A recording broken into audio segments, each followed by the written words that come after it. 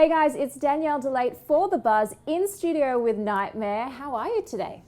Doing great, actually. I feel good. How are you? I'm good, thank you. I just checked out your show, Sampled, which is out now on Paramount Plus. What was the inspiration behind the show?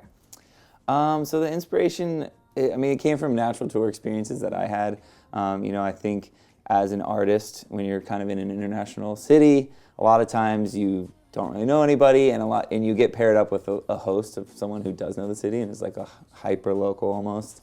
And so I had a lot of these really amazing experiences where I was in South America or somewhere in Europe and kind of not really knowing what to do, and had someone who, their job was to kind of take me around, show me all these cool things. And, apart from music, I had a lot of incredible food experiences, like cultural experiences, nature, hiking experiences, all these types of things that don't really get highlighted through my socials and Nghtmre stuff, but were like really incredible experiences and things I would have never thought to do otherwise. And so my brother actually was the one with the idea for the show after I kind of was always telling him about these, these trips that we had. And so we combined forces. He works in TV, and we had all these tours going on, and kind of filmed a teaser, episode 1 kind of thing to pitch. And it's finally come together after a few years now. And what was it like working with your brother? It was great, honestly. My brother is incredibly talented and good at what he does.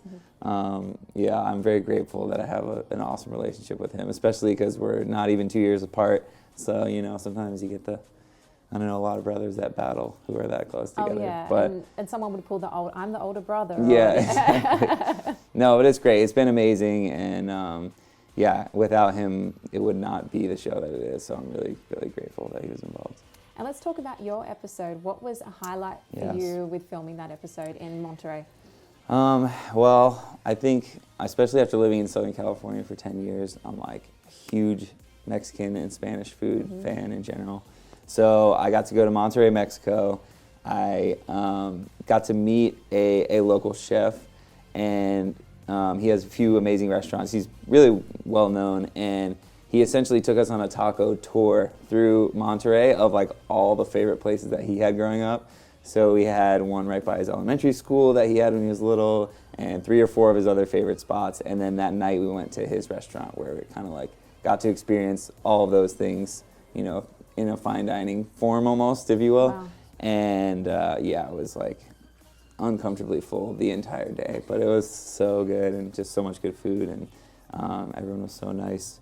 Monterey was one of those places where I never really thought to maybe I should go check out Monterey, Mexico. It's like, but it ended up having amazing food, amazing people, amazing nature. The national park nearby was incredible, and it was just another one of those amazing experiences that I didn't fully expect to have. But I had never heard of that Monterey, and now I want to go there. Yeah, it was amazing, and it's such a it has a lot of culture and like Hispanic,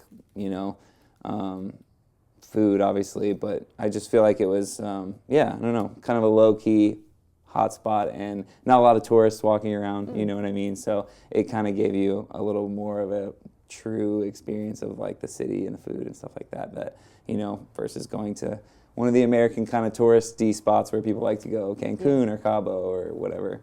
I loved it. It was amazing. I like in your episode that you say that for you with your music, it's all about connection, and then you had that experience with the food at the table as well. Yeah. Is that similar to what your goal is with this show, connection as well, with travel and experiencing different cultures? And yeah, for sure. I think almost, I get to experience that a lot, and I think showing that to people is sharing these experiences what's really cool too. And like the chef, Chewy was the name of the chef in Monterey, and he barely spoke English. But like we still felt like best friends at the end of the day because we were trying all this food together, and kind of, with music and food, you kind of have that experience where like even if you don't speak the same language, you can kind of like feel the same story or the same emotion or the same taste. And so it's cool. That connection is really special, and it's something that we try to highlight.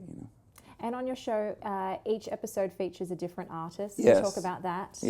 Yeah. So each one, like you said, different artist who's already on tour kind of in this city. And it's either a few days before or a few days after they have a show. And it's like, okay, what am I going to do now? So, yeah, we have Mark Rebier, who's like one of the most legendary improv music, musicians that I know. Super incredibly talented and hilarious, which was great to have him on the show. Tinashe, also incredible R&B artist. She did Amsterdam.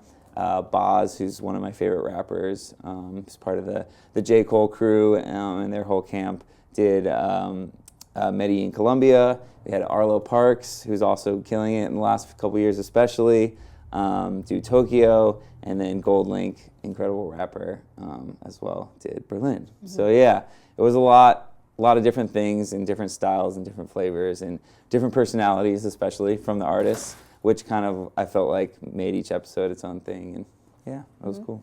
And we also have to mention your debut album that came out, Drmvrse. Yes. Besides, oh man, so many like things. the obvious with the Nghtmre, Drmvrse, can you talk about the inspiration behind it and also the title? Totally. So yeah, this kind of stemmed from during COVID times. I was like, okay, really want to put some thought into a story behind an album because I've always written music.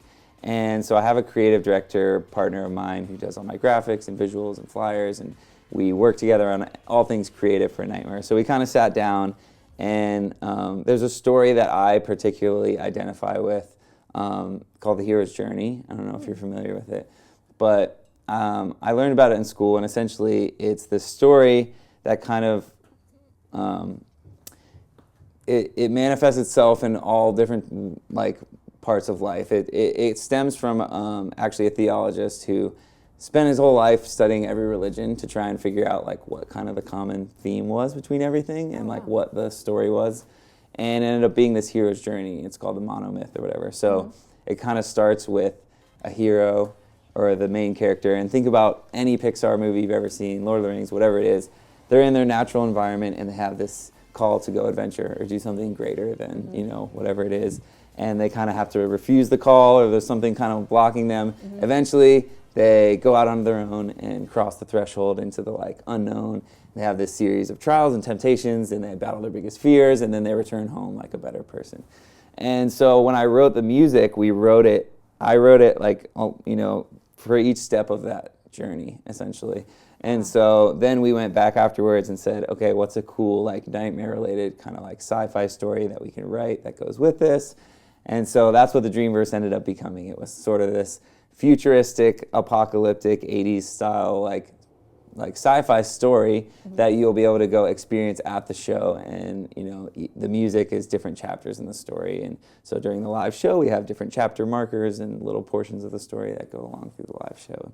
So it's this whole experience that you can hear the album and kind of understand a little bit of everything, but being there for the show also, it's it takes it to a whole nother level, which was the goal. I tried to elevate kind of the performance aspect of what I do from just a DJ set to kind of a visual experience for everyone who's coming to see. So I love that. Long explanation. No, that's great because I didn't know what the hero's journey was. So thank you for sharing that. Of course, yeah, it's really cool, and it's one of those things where once I learned about it, I was like, oh, that's kind of what this is too, and this and this and this, and you start seeing it everywhere, and it's cool, yeah. Yeah.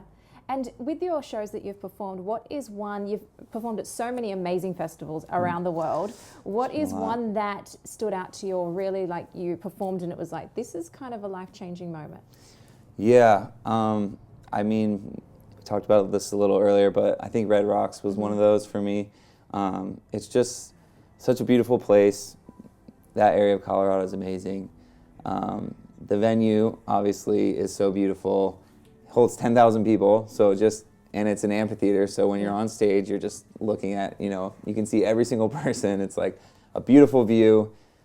The production's amazing. The hospitality was amazing. And yeah, I got to bring in my own cool customized production and present the show there. And it was really just, it's a special feeling.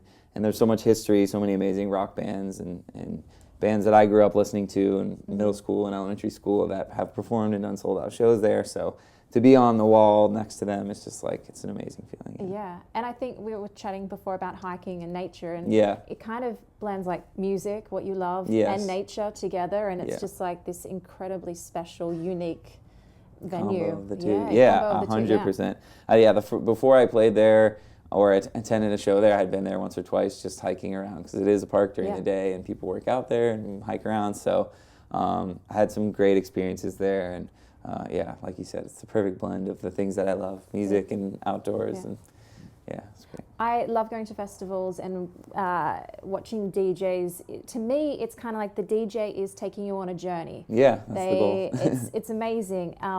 So I feel like they're taking us on this journey, and it's a beautiful thing, but from a DJ's perspective, instead of being in the audience, what is it like for you to have the crowd kind of in the palm of your hand and be able to take them in whatever direction you desire?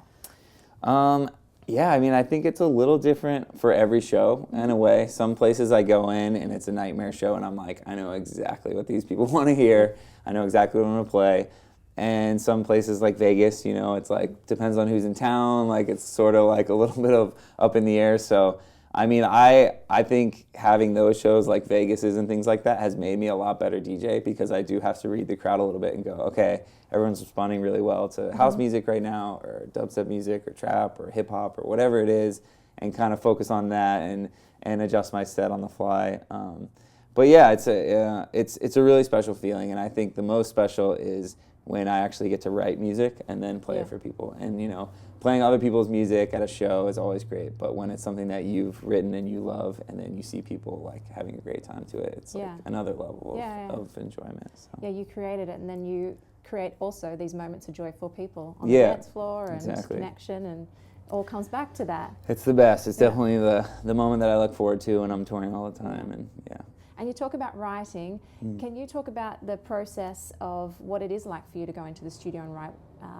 What is that like, especially for Drmvrse, you know? Yeah, so I mean, that Drmvrse especially was really nice because, I mean, you know, it was a bittersweet COVID in a way. I had a lot of the time to myself to just do that, and I think a lot of times, previous years and even now a bit, my schedule gets so packed. It's like, okay, we've got a studio on Tuesday.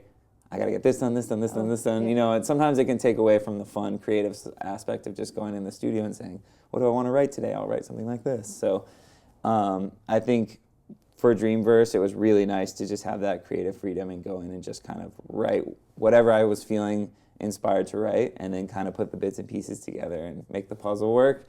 But a lot of times, sometimes I go in and it's like, okay, I got this vocal, and I have to remix this song, and it's due in the next month. So it's like a little less like of just creative freedom completely. But I love both things, and I love working against the clock sometimes. You know, I feel like you know, having that creative time really helps you kind of like just experiment and create the coolest things. I feel like the coolest stuff I've made is kind of an accident half the time. It's just like in the studio working on something, and something else comes out of it. So. Yeah, it's also a little bit different every time. It's like, so, you know, every day, sometimes it's a cool drum pattern that I heard. I'm like, oh, I want to make a song with those kind of drums, or a vocal that I heard that inspires me to write a new vocal, or it could be anything sometimes, you know. Oh, that's cool. On Spotify, they just released their, like, you know, top 22, 2022, the Wrapped. Unwrapped. The Wrapped. The Wrapped, was it Wrapped 2022? Yes.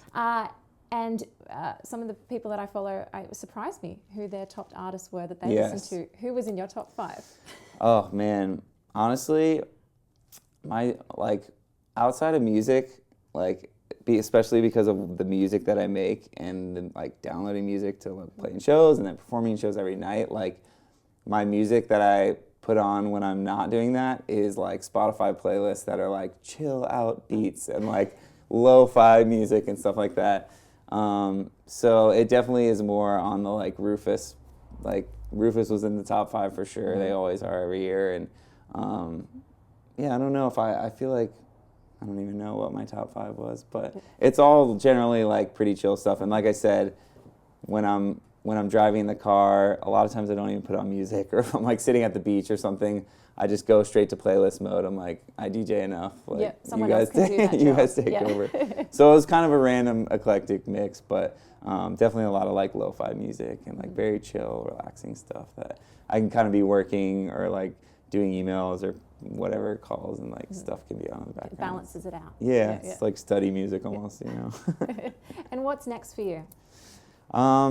Well, I had a little bit of time off in January, February, and it's turned into a lot of snowboarding and just music studio time, which is also my favorite. So I really hope to have, you know, a few good weeks in January, a few good weeks in February, where I'm really getting those hours like I was talking about, where I just have a studio day planned, but nothing planned to work on, and I just get to go kind of relax and enjoy myself and write music without pressure of anything else. So I'm really excited for that, and yeah, some snowboarding.